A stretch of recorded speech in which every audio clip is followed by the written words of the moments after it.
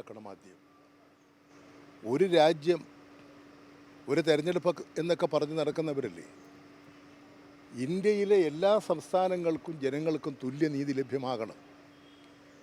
ഒരു കേന്ദ്രമന്ത്രി പറയുകയാണ്, ജോർജ് കുര്യൻ പറയുകയാണ്, കേരളം വളർന്ന് വികസിച്ചു പോയി, കേരളത്തിലെ ജനങ്ങൾ മെച്ചപ്പെട്ട ജീവിത നിലവാരമുണ്ട്, അവർ പാവപ്പെട്ടവരല്ല, അവർ പാവപ്പെട്ടവരാകട്ടെ, കേരളം വികസന രംഗത്ത് പിന്നോട്ട് പോകട്ടെ, സാമൂഹ്യക്ഷേമ രംഗത്ത്, ആരോഗ്യരംഗത്ത്, വിദ്യാഭ്യാസ രംഗത്ത് കേരളം തകരട്ടെ, അപ്പോൾ തരാം സഹായം എന്നാണ് ഒരു കേന്ദ്രമന്ത്രി പറയുന്നത്.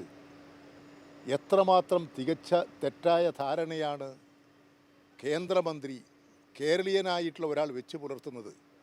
അത് BJPയുടെ ശബ്ദമല്ലേ? ഏതെങ്കിലും കേരളത്തിലെ മലയാളിയായിട്ടുള്ളൊരു BJPക്കാരന് ഇത് അംഗീകരിക്കാൻ സാധിക്കുമോ?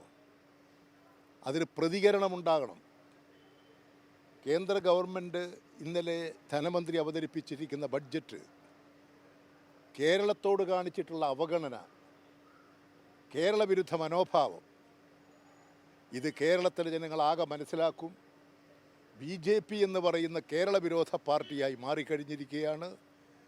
കടുത്ത കേരള വിദ്വേഷമാണ് BJPയിലുള്ളത്. അതിൻ്റെ പ്രതികരണമാണ് വന്നിട്ടുള്ളത്.